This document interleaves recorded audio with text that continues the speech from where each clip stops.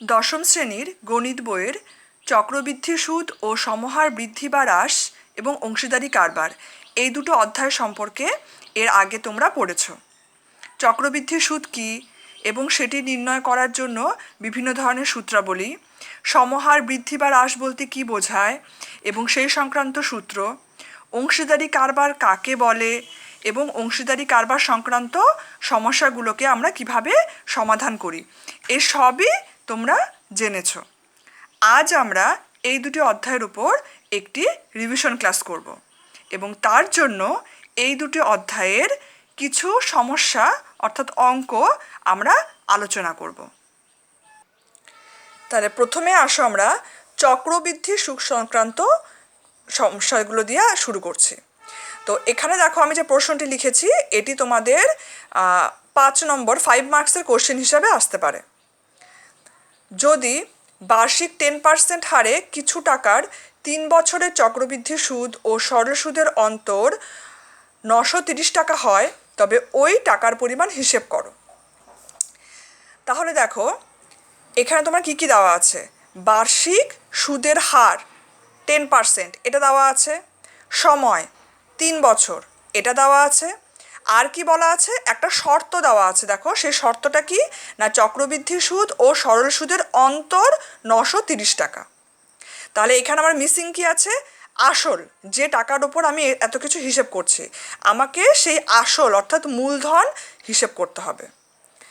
তো এই অঙ্কটি করার জন্য দেখো আমি সংকেত বলে দিচ্ছি কি হতে পারে।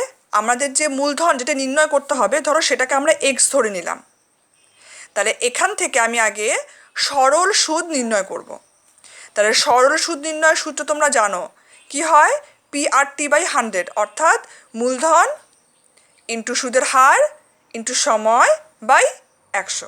তো এখানে দেখো মূলধন হচ্ছে এক্স, সুদের হার হচ্ছে 10 আর সময় হচ্ছে 3 বছর বাই 100, এবং এখান থেকেই আমরা কি পাচ্ছি দেখো 3x/10 টাকা।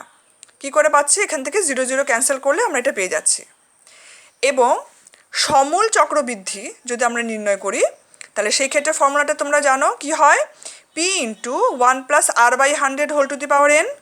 P মানে কি হয় না আসল, R মানে সুদের হার আর n হচ্ছে সময়। দেখো আমি সেই অনুযায়ী সব বসিয়েছি এবং সেখান থেকে যদি আমরা ক্যালকুলেশন করি, এই ক্যালকুলেশনটা কিন্তু তোমরা নিজেরা এখন করতে পারবে। আমরা কিন্তু এই ক্যালকুলেশন করা শিখেছি। ক্যালকুলেশন করে আমরা কত পাবো না 1331x/1000 টাকা। তাহলে এটা হচ্ছে আমার সমূল চক্রবৃদ্ধি, অর্থাৎ এখানে চক্রবৃদ্ধি সুদও আছে আসলও আছে। তাহলে আমার চক্রবৃদ্ধি সুদ লাগছে, তো আমার যে শর্তটা আছে সেটা অ্যাপ্লাই করার জন্য। তাহলে চক্রবৃদ্ধি সুদ আমি কী করে নির্ণয় করতে পারবো না, এই সমূল চক্রবৃদ্ধি থেকে যদি আমি আসল মানে মূলধন অর্থাৎ এক্স যদি আমি বিয়োগ করি তাহলে আমি চক্রবৃদ্ধি সুদ পাবো। তাহলে এই সমূল চক্রবৃদ্ধি থেকে যদি তোমরা এই আসলকে বিয়োগ করো তাহলে কিন্তু তোমরা চক্রবৃদ্ধি সুদ হিসাবে এই জিনিসটা পাবে, 331x/1000 টাকা। এবার আমরা যে শর্তটি দেওয়া আছে সেই শর্তটাকে যদি কাজে লাগাই, যে চক্রবৃদ্ধি সুদ ও সরল সুদের অন্তর, দেখো চক্রবৃদ্ধি সুদ আর এটা হচ্ছে সরল সুদ, অন্তর মানে তাদের বিয়োগফল, সেটি কত না 930। তাহলে এটা হচ্ছে আমার শর্ত, এবং এই শর্তটাকে যদি আমরা এবার সমাধান করি তাহলে আমরা কিসের মান নির্ণয় করতে পারবো, এক্সের মান। এবং এক্সের মান মানেই কি আমার সেই টাকার পরিমাণ মানে মূলধন, সেটাই কিন্তু আমাকে নির্ণয় করার ছিল। তো তোমরা এটা সমাধান করার মাধ্যমেই কিন্তু আনসারটা পেয়ে যাবে। এবার আমরা দ্বিতীয় প্রশ্ন দেখি, এটিও কিন্তু তোমাদের একটা 5 মার্কসের কোশ্চেন হিসাবে আসতে পারে। বার্ষিক কত হার সুদে 2 বছরে 60,000 টাকার সমূল চক্রবৃদ্ধি 69984 টাকা হবে। তাহলে এটা আমরা দেখো কি কি দেওয়া আছে, এখানে আমার দেখো সময়টা দেওয়া আছে 60,000 টাকা, মানে এটা আমার মূলধন দেওয়া আছে আর আমার সমূল চক্রবৃদ্ধিটাও দেওয়া আছে। তাহলে আমাকে নির্ণয় করতে হবে কি কত হার সুদে, মানে সুদের হার, বার্ষিক সুদের হার আমাকে নির্ণয় করতে হবে। তাহলে আমরা যদি সুদের হারটাকে এখানে R% ধরে নিই তাহলে আমাদের সমূল চক্রবৃদ্ধি নির্ণয়ের সূত্রটি আমরা এখানে ব্যবহার করতে পারবো। সমূল চক্রবৃদ্ধি নির্ণয়ের সূত্রটা কি ছিল? P into 1+r/100 whole to the power n। দেখো এখানে পি মানে আসলের মান বসিয়েছি, আর তো এখানে দেওয়া নেই, সেটা আরই রইল, আর সময় এন মানে আমি এখানে 2 বসিয়েছি। এটা হচ্ছে সমূল চক্রবৃদ্ধি নির্ণয়ের সূত্র, তার মানে এটা ইকুয়াল টুই হচ্ছে এই সমূল চক্রবৃদ্ধি ৬৯,৯৮৪। এবার এটাকে আমাদের সমাধান করে আর এর মান নির্ণয় করতে হবে। দেখো তার জন্য কি করতে পারি, আমি তোমাদের একটু সিম্পলিফিকেশন করে দিয়েছি। যদি আমি এখানে ৬০,০০০কে এদিকে ভাগ করে নিয়ে এসেছি, এবার এদিকে যদি তোমরা কাটাকাটি করো তাহলে তোমরা শেষ পর্যন্ত এটা পাবে 729/625। এবার যেহেতু আমার বাঁ দিকে দেখো এটা হোল স্কোয়ার আছে, তো এখানে আমি যেটা পেলাম কাটাকাটি করে, এটাকে আমার কিছু একটার হোল স্কোয়ার করে লিখতে হবে। তো তোমরা জানো 729 হচ্ছে 27-এর স্কোয়ার, আর 625 হচ্ছে 25-এর স্কোয়ার। তাহলে এটাকে আমি লিখতে পারি 27/25-এর হোল স্কোয়ার। তাহলে এখান থেকে আমরা কি পেয়ে যাচ্ছি, দুটো পাশ যদি আমরা তুলনা করি তাহলে 1+r/100 ইকুয়াল টু 27/25। এখানে দেখো আমি পজিটিভ সাইনই নিয়েছি, কারণ আমরা আর এর মান তো ধনাত্মক, আর হচ্ছে সুদের হার, তার 1+r/100 এই রাশিটাও ধনাত্মক, এবং তার হোল স্কোয়ার করলেও আমরা ধনাত্মক সংখ্যাই পাবো। সুতরাং এখান থেকে আমি পজিটিভ সাইনটাই নিচ্ছি। এবার আমি আলটিমেটলি তাহলে এই লাইনটা পেলাম। এখান থেকে কিন্তু তোমরা সমাধান করে খুব সহজে আর এর মানটি নির্ণয় করতে পারবে, এবং সেটাই কিন্তু আমার সুদের হার, অর্থাৎ যেটা আমাকে নির্ণয় করতে বলা হয়েছে। এবার আমরা আসো সমহার বৃদ্ধি বা হ্রাস এই সংক্রান্ত একটি অঙ্ক করছি। এটিও তোমাদের একটা 5 মার্কসের কোশ্চেন হিসাবে আসতে পারে। একটি গাছের উচ্চতা প্রতি বছর 20% হারে বৃদ্ধি পায়। গাছের উচ্চতা 2 বছর আগে 20 মিটার ছিল। তাহলে গাছটির বর্তমান উচ্চতা নির্ণয় করো। তো দেখো এটা কিসের অঙ্ক? প্রতি বছর বৃদ্ধি পাচ্ছে, অর্থাৎ সমহার বৃদ্ধির অঙ্ক। কি দেওয়া আছে না, 2 বছর আগে গাছের উচ্চতা কত ছিল সেটা দেওয়া আছে, আমাকে গাছটির বর্তমান উচ্চতা নির্ণয় করতে হবে। এবার দেখো আমরা যখন শিখেছিলাম তখন কি শিখেছিলাম, যে সমহার বৃদ্ধির নির্ণয়ের যে সূত্রটি ছিল সেটি আমাদের চক্রবৃদ্ধির সুদ নির্ণয়ের যে সূত্র সেটির সাথে প্রায় একই রকম ছিল। তাহলে গাছের বর্তমান উচ্চতা নির্ণয় করার ক্ষেত্রে আমরা কোন সূত্রটি ব্যবহার করব? সেই চক্রবৃদ্ধি সুদের মতোই যে সূত্রটি সেটি ব্যবহার করব। তাহলে এটি হচ্ছে তোমার 2 বছর আগের উচ্চতা ইন্টু 1+r, মানে যে হারে গাছের উচ্চতা বৃদ্ধি পায় সেটাও এখানে 20/100 whole to the power n, অর্থাৎ সময়। এটা আমার দেওয়া আছে, এবং এখানে দেখো এককটা দেওয়া আছে মিটার, তাহলে এর এককটাও হবে মিটার। তাহলে এই সূত্রের সাহায্যে কিন্তু আমরা বর্তমান উচ্চতাটা এখানে নির্ণয় করে নিতে পারবো। এর ক্যালকুলেশনটা তোমরা খুব সহজে করে নিতে পারবে। এখানে 20 আর 100 কাটাকাটি করে নেবে, তারপর যোগটা করে তার হোল স্কোয়ার করে যদি তোমরা ক্যালকুলেশন করো তাহলে কিন্তু গাছের বর্তমান যে উচ্চতা সেটি কিন্তু তোমরা পেয়ে যাবে। এবার আমরা এই চক্রবৃদ্ধি সুদ ও সমহার বৃদ্ধি হ্রাস সংক্রান্ত অধ্যায় থেকে সংক্ষিপ্ত উত্তরধর্মী দুটো প্রশ্ন দেখছি, অর্থাৎ এগুলো তোমাদের 2 মার্কসের কোশ্চেন হিসাবে আসতে পারে। বার্ষিক নির্দিষ্ট শতকরা চক্রবৃদ্ধি হার সুদে কিছু টাকা n বছরে দ্বিগুণ হলে কত বছরে 4 গুণ হবে তা নির্ণয় করো। আচ্ছা, তো দেখো এটা আমরা কিভাবে আলোচনা করতে পারি। এখানে কিন্তু আমার আসলটাও দেওয়া নেই, শুধু কি বলা আছে না n বছরে আমার যে আসলটা আছে সেটা n বছরে দ্বিগুণ হচ্ছে। অর্থাৎ এখন যদি আমার আসল x থাকে, n বছর পর আমার সমূল চক্রবৃদ্ধি সেটা হয়ে যাবে দ্বিগুণ, অর্থাৎ 2x। তাহলে আসল যদি আমার x টাকা হয়, সমূল চক্রবৃদ্ধি পেলাম আমি 2x। কত বছরে না n বছরে। তাহলে এখানে যদি আমরা সুদের হার আর ধরে নিই তাহলে আমি দেখো এই সূত্রটাকে লিখতে পারি না, যে p মানে এখানে x into 1+r/100 whole to the power n, n মানে সময়, এবং সময়টা কিন্তু এখানে n বছরই আছে। এটা হচ্ছে সমূল চক্রবৃদ্ধি, এবং সেটি কত না 2x। এবার দেখো দুদিক থেকে আমার এক্স এক্স যদি ক্যান্সেল হয়ে যায় তাহলে আমার থাকছে 1+r/100 whole to the power n equal to 2। তো এটা আমার রইল, এটাকে আমি ব্যবহার করে পরে আমার যে উত্তরটি খুঁজতে বলেছে সেটি আমার খুঁজতে হবে। দেখো পরে বলেছে কত বছরে, তার মানে এখানে কিন্তু আমার সময়টা দেওয়া নেই, তাহলে সময়টাকে আমি ধরে নিচ্ছি টি বছর। আর এখানে বলেছে আসল যেটা ছিল সেটা 4 গুণ হয়ে যাবে, অর্থাৎ সমূল চক্রবৃদ্ধি হয়ে যাবে এক্সের 4 গুণ অর্থাৎ 4x। তাহলে এখানেও যদি আমি এবার সমূল চক্রবৃদ্ধির আবার সেই সূত্রটি ব্যবহার করি তাহলে দেখো পি মানে x into 1+r/100 whole to the power n মানে সময়, সময় কিন্তু এখানে আমরা টি বছর ধরে নিয়েছি, সুতরাং এখানে হবে টি। আর এই সমূল চক্রবৃদ্ধি ইকুয়াল টু কত হবে না 4x। এখানেও দেখো দুপাশ থেকে এক্স এক্স যদি আমি ক্যান্সেল করে দিই তাহলে থাকছে 1+r/100 whole to the power T equal to 4। তো 4কে আমি দেখো 2 এর স্কোয়ার করে লিখছি। কেন লিখছি দেখো, যাতে আমি এটাকে ব্যবহার করতে পারি। এই যে আমার এখানে 2 ছিল, 2 মানে আমার কি আছে না 1+r/100 whole to the power n। দেখো পরের লাইনে কিন্তু আমি এই যে 2, এই 2 এর বদলে 1+r/100 whole to the power n এটাকেই কিন্তু বসিয়েছি। আর এখানে 2 এর পাওয়ারে যে স্কোয়ার ছিল সেটা এখানে এই যে পাওয়ারে n আছে তার সাথে ইন্টু হয়ে গেল। তাহলে দেখো এখান থেকে আমি কি পেয়ে গেলাম 1+r/100 whole to the power T equal to 1+r/100 whole to the power 2n। এবং এই দুপাশে আমরা যদি তুলনা করি তাহলে কিন্তু আমরা কি পেয়ে যাচ্ছি, দেখো এদের দেখো বেস কিন্তু সেম 1+r/100 1+r/100, তাহলে পাওয়ারে আমরা কি থাকছে টি আর এখানে থাকছে 2n, তার মানে টি ইকুয়াল টু কিন্তু 2n। অর্থাৎ আমাকে যে সময় বলেছিল কত বছরে সেটির উত্তর কিন্তু তোমরা এখানে পেয়ে গেলে। কত বছর হলো না 2n বছর।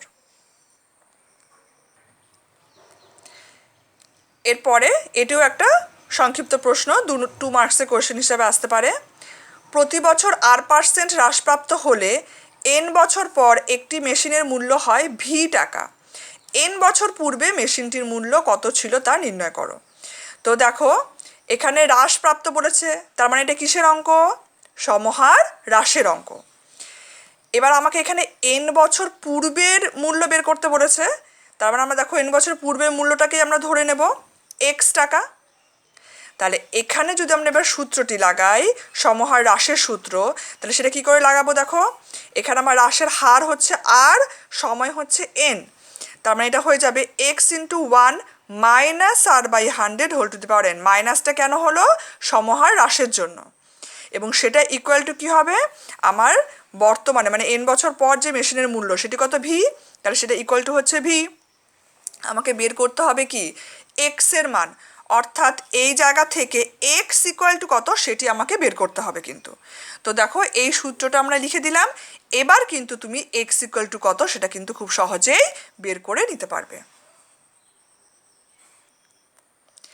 এবার আমি এই অধ্যায়ের অতি সংক্ষিপ্ত উত্তরধর্মী কয়েকটি প্রশ্ন তোমাদেরকে বলে দেব।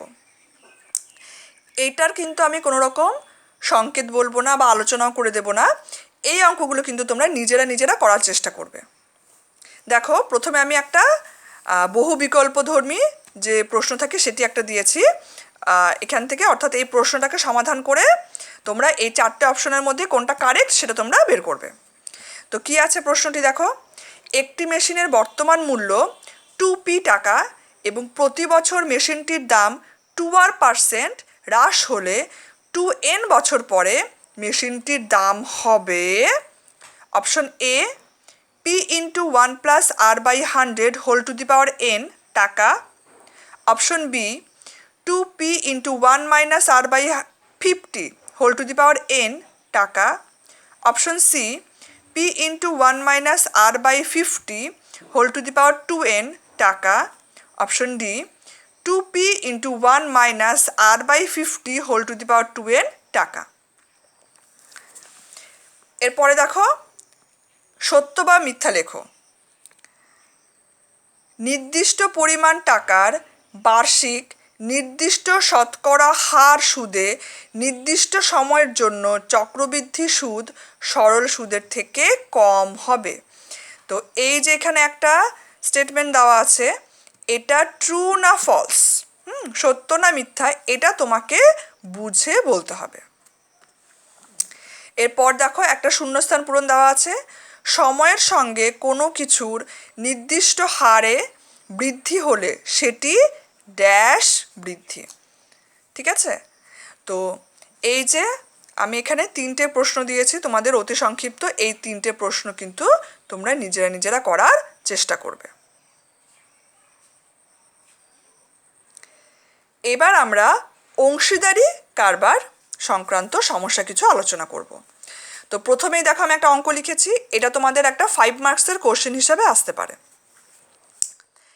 3 জন মৃৎশিল্পী একটি সমবায় ব্যাংক থেকে যৌথভাবে কত টাকা দেওয়া আছে দেখো, 1 লাখ টাকা ধার করে একটি কারখানা স্থাপন করে। তারা এই চুক্তি করেন যে প্রতি বছর ব্যাংকের কিস্তি 28,100 টাকা দেওয়ার পর বাকি লাভের অর্ধেক কাজের দিনের অনুপাতে এবং বাকি অর্ধেক সমান ভাগে ভাগ করে নেবেন।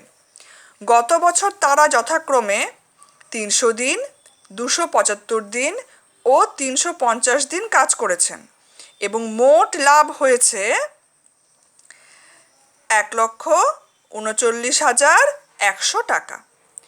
কে কত টাকা পেয়েছিলেন হিসাব করো। তো দেখো এই অঙ্কটা থেকে আমরা কী বুঝতে পারছি। ফার্স্ট, তাদের যে মোট লাভ হয়েছে, এটা হচ্ছে মোট লাভ। এখান থেকে তাদেরকে প্রথমেই কি দিতে হবে, প্রথমে তাদেরকে দিতে হবে ব্যাংকের কিস্তি। তাহলে এই মোট লাভ থেকে তারা ব্যাংকের কিস্তি দিয়ে দিল, বাকি কি রইল, বাকি যে লাভটা রইল সেটাকে তারা দুভাগে ভাগ করবে। প্রথম অর্ধেক তারা কাজের দিনের অনুপাতে এবং দ্বিতীয় অর্ধেককে তারা সমানভাবে ভাগ করবে।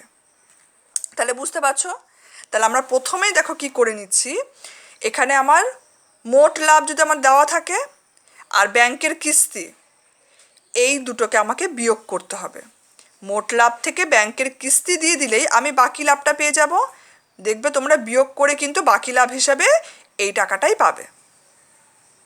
ঠিক আছে, এবার বাকি লাভকে আমাকে কি করতে হবে, বাকি লাভকে আমার অর্ধেক করতে হবে। অর্ধেক করা মানে কি, 2 দিয়ে ভাগ করা। তাহলে এই বাকি লাভকে যদি তোমরা 2 দিয়ে ভাগ করো তাহলে কিন্তু তোমরা অর্ধেক পেয়ে যাবে, সেটি হচ্ছে এই 55,500 টাকা। এবার এই যে আমরা বাকি লাভটা পেলাম, এই বাকি লাভটাকে আমাকে এবার কি করতে হবে, দেখো বাকি লাভের এই যে অর্ধেক, এই অর্ধেককে কিন্তু আমরা দুভাগে ব্যবহার করব। দেখো এক ভাগে হবে হচ্ছে কাজের দিনের অনুপাত, আর একটা হবে সমান। অর্থাৎ দেখো আমি যদি এখানে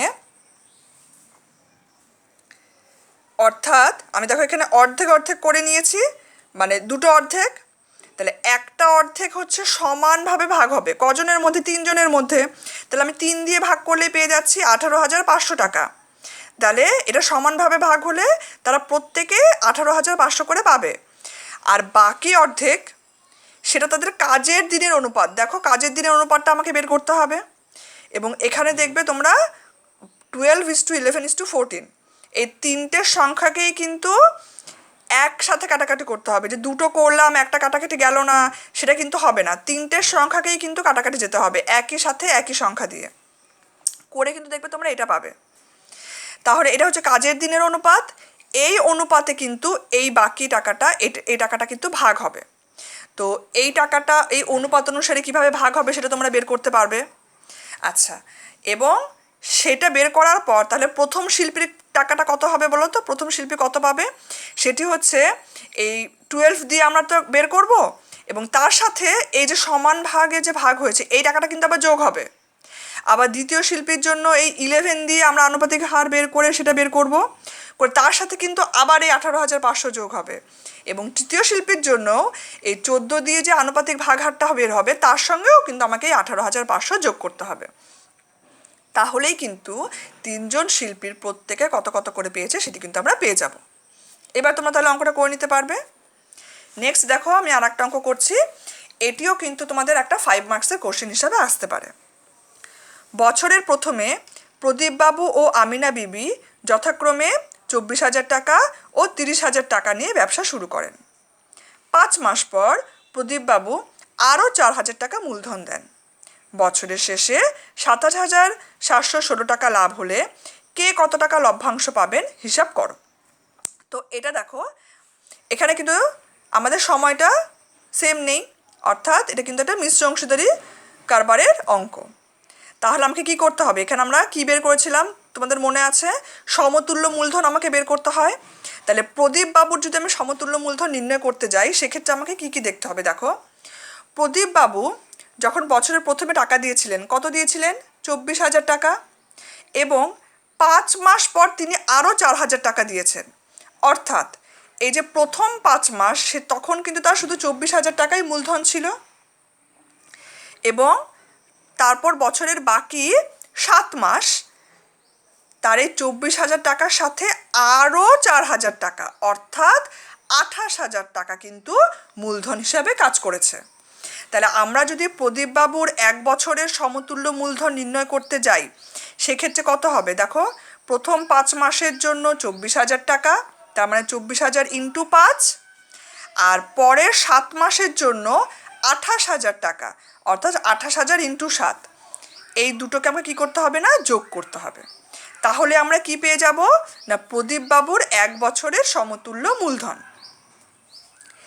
আমাকে এবার আমিনা বিবিরও দেখো 1 বছরের সমতুল্য মূলধন নির্ণয় করতে হবে।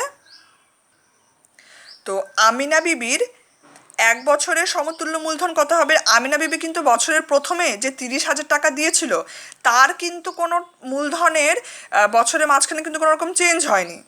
প্রদীপবাবু যেমন 5 মাস পর মূলধনটা একটু পরিবর্তন হয়েছে, আমিনা বিবির কিন্তু সেই যে বছরের প্রথমে 30,000 টাকা দিয়েছিল, সেটাই কিন্তু পুরো বছর মূলধন হিসেবে ছিল।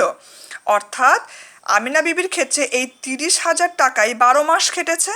তাহলে তার সমতুল্য মূলধন নির্ণয় করার সময় আমাকে এই 30,000কে 12 দিয়ে গুণ করতে হবে। তাহলে আমরা কি পেয়ে যাব? আমিনা বিবির সমতুল্য মূলধন। এবার দেখো, আমরা প্রদীপবাবুর মূলধন পেয়ে গেলাম, আমিনা বিবির মূলধন পেয়ে গেলাম। এবার লভ্যাংশ যেহেতু ভাগ করার জন্য এখানে কোনো নিয়ম বলা নেই, তাহলে আমাকে কি করতে হবে? তাদের মূলধনের অনুপাত বের করতে হবে। তোমরা এই দুটো মূলধন বের করে তার অনুপাতটা বের করে নিতে পারবে, এবং মূলধনের অনুপাত পেয়ে গেলে সেখান থেকে এই যে লাভের টাকা তোমরা দুজনের মধ্যে কি করে ভাগ করে দিতে হয় সেটা কিন্তু জানো। তাহলে আনুপাতিক ভাগাহার সেই বের করবে, করে সেখান থেকে এই যে লাভ, মোট লাভকে দুজনের মধ্যে ভাগ করে দিলেই কিন্তু কে কত টাকা লভ্যাংশ পাবে এই আনসার কিন্তু তোমরা পেয়ে যাবে। এবার আমরা এই অংশীদারি কারবার সংক্রান্ত একটি সংক্ষিপ্ত উত্তরধর্মী প্রশ্ন দেখব। এটা তোমাদের 2 মার্কসের কোশ্চেন হিসাবে আসতে পারে। তো এখানে দেখো কি দেওয়া আছে, একটি অংশীদারি ব্যবসায় 3 বন্ধুর মূলধনের অনুপাত 1/6 is to 1/5 is to 1/4। ব্যবসায় বছরের শেষে মোট লাভ 3,700 টাকা হলে তৃতীয় বন্ধুর লাভ কত হিসেব করো। আচ্ছা দেখো, অঙ্কটা তো এমনিতে তো খুবই সোজা, তোমাদের মোট লাভ দেওয়া আছে আর মূলধনের অনুপাতও দেওয়া আছে, তাহলে সেখান থেকে তৃতীয় বন্ধুর লাভ আমরা আনুপাতিক ভাগহার দিয়ে তো বের করেই নিতে পারবো। তাহলে সমস্যাটা কোথায় হবে? সমস্যাটা হচ্ছে এখানে যে মূলধনের অনুপাত দেওয়া আছে সেটি দেখো ভগ্নাংশ আকারে দেওয়া আছে। তো আমরা কিন্তু অনুপাতে এরকম ভগ্নাংশ আকার রাখি না। তাহলে আমাকে প্রথম কাজ হচ্ছে তাদের মূলধনের অনুপাত থেকে এই ভগ্নাংশগুলোকে তুলে দিতে হবে। তাহলে ভগ্নাংশ থেকে যদি আমরা ভগ্নাংশগুলোকে তুলে দিতে চাই মূলধনের অনুপাত থেকে, তার জন্য কি পদ্ধতি করতে হয়? ভগ্নাংশের যে হরগুলো আছে, হর কত কত আছে এখানে দেখো 6, 5, 4। আমাকে এই হরগুলোর দেখো লসাগু বের করতে হবে। এখানে আমরা লসাগু করলে কত পেয়ে যাবে দেখবে? 60। এই যে লসাগু পেয়ে যাব, এই লসাগুকে দিয়ে এই অনুপাতের প্রত্যেকটা রাশিকে গুণ করতে হবে। তাহলে আমরা কত পেলাম? 1/6 ইন্টু 60, 1/5 ইন্টু 60, 1/4 ইন্টু 60। এবং এখান থেকে যদি তোমরা কাটাকাটি করো তাহলে পেয়ে যাবে 10:12:15। তাহলে দেখো আমার মূলধনের অনুপাত থেকে ভগ্নাংশটা উঠে গেল। এবার এই অনুপাতকে ব্যবহার করে তোমরা কিন্তু এই যে মোট লাভ দেওয়া আছে সেখান থেকে খুব সহজেই তৃতীয় বন্ধুর লাভটা বের করে নিতে পারবে। আর একটা জিনিস কি মনে রাখতে হবে, এখানে আমার শুধুমাত্র তৃতীয় বন্ধুর লাভটাই কিন্তু চেয়েছে। তাহলে আমরা শুধুমাত্র কোন আনুপাতিক ভাগহারটা বের করবো? এই যে 15 দিয়ে। প্রথম বন্ধু, দ্বিতীয় বন্ধু, এটা হচ্ছে তৃতীয় বন্ধু। তাহলে এই প্রথম দুটো কিন্তু আমার আনুপাতিক ভাগহার বের করতে হবে না, শুধু এই 15 দিয়ে আমি আনুপাতিক ভাগহারটা বের করব, এবং সেটার সাহায্যে কিন্তু আমি তৃতীয় বন্ধুর লাভটা বের করে নিতে পারবো। এবার আসো আমরা এই অংশীদারি কারবার এই অধ্যায়ের অতি সংক্ষিপ্ত উত্তরধর্মী কয়েকটি প্রশ্ন দেখব। অর্থাৎ এগুলো হচ্ছে তোমাদের 1 মার্কসের কোশ্চেন হিসাবে আসতে পারে। এই প্রশ্নের উত্তরগুলো কিন্তু আমি করে দেব না, এগুলো কিন্তু তোমরা নিজেরা করার চেষ্টা করবে। দেখো প্রথমে আমি দিয়েছি একটি এমসিকিউ কোশ্চেন, হ্যাঁ, বহু বিকল্পধর্মী প্রশ্ন। কি ছিল? অমল ও বিমল একটি ব্যবসা শুরু করে। অমল 500 টাকা 9 মাসের জন্য এবং বিমল কিছু টাকা 6 মাসের জন্য ব্যবসায় নিয়োজিত করে। ব্যবসায় মোট লাভ 69 টাকা এবং বিমল লাভের 46 টাকা পায়। ব্যবসায় বিমলের মূলধন অপশন এ 1500 টাকা, অপশন বি 3000 টাকা, অপশন সি 4500 টাকা এবং অপশন ডি 6000 টাকা। তো এই অঙ্কটাকে কিন্তু আগে কিন্তু তোমাদেরকে সমাধান করতে হবে, অঙ্কটা কিন্তু খুব ভালো করে পড়বে। এখানে কিন্তু দেখো বিমলের আর অমলের টাকা কত মাসের জন্য খেটেছে সেটা কিন্তু দেওয়া আছে, অমলের মূলধনটা দেওয়া আছে, বিমলের কিন্তু মূলধন দেওয়া নেই। তার বদলে কি দেওয়া আছে না ব্যবসায়ের মোট লাভ দেওয়া আছে এবং বিমলের লাভটা দেওয়া আছে, ঠিক আছে? আর এই যে অপশনগুলো দেওয়া আছে এগুলো হচ্ছে বিমলের মূলধনের অপশন। তো এই অঙ্কটাকে কিন্তু তোমরা আগে কিন্তু পাশে সমাধান করতে হবে, হ্যাঁ, সমাধান করে এর মধ্যে কোনটা সঠিক উত্তর সেটাকে তোমরা টিক চিহ্ন দেবে। নেক্সট আসছে দেখো একটা ট্রু ফলসের কোয়েশ্চেন। দুই বন্ধুর মূলধনের অনুপাত 5:4 এবং প্রথম বন্ধু মোট লাভের 80 টাকা পেলে দ্বিতীয় বন্ধু পায় 100 টাকা। তো এটাও কিন্তু আমরা যখন থিওরি পড়েছিলাম তখন কিন্তু আমরা বলেছিলাম যে এই যে মূলধনের অনুপাত দেওয়া আছে, এখানে লাভ দেওয়া আছে, তো এই মূলধনের অনুপাতের সাথে লাভের একটা সম্পর্ক আছে। তো সেইটা যদি তোমরা মনে করো সেটা সাহায্যে কিন্তু খুব সহজেই এখান থেকে তোমরা এই যে বক্তব্যটা দেওয়া আছে এটা সত্য না মিথ্যা সেটা কিন্তু তোমরা করে নিতে পারবে। নেক্সট হচ্ছে দেখো আমি এখানে একটা শূন্যস্থান পূরণ দিয়েছি, সেটা হচ্ছে অংশীদারি কারবার ড্যাশ ধরনের। এটা তো খুবই সোজা, এটা তোমাদের প্রথমে যে আমাদের থিওরি দেওয়া আছে আমরা পড়েছিলাম অংশীদারি কারবার বলতে কি বোঝায়, ওখানেই কিন্তু এটার উত্তর খুব সহজে তোমরা পেয়ে যাবে। নেক্সট দেখো এখানে আর একটা শূন্যস্থান দেওয়া আছে। অংশীদারি চুক্তিতে লাভ বন্টনের কোনো সুনির্দিষ্ট নীতি বলা না থাকলে লাভ অংশীদারদের ড্যাশ অনুপাতে বণ্টিত হবে। এটাও কিন্তু আমরা যখন থিওরি পার্ট পড়েছিলাম সেখানে কিন্তু আমাদের বলা হয়েছিল। তো সেটা তোমরা মনে করার চেষ্টা করবে, তাহলে শূন্যস্থানটা পূরণ করতে পারবে। নেক্সট দেখো অংশীদারগণের নিজ মূলধন যদি সমান সময় ধরে ব্যবসায় নিয়োজিত থাকে তবে তাকে ড্যাশ অংশীদারি কারবার বলা হয়।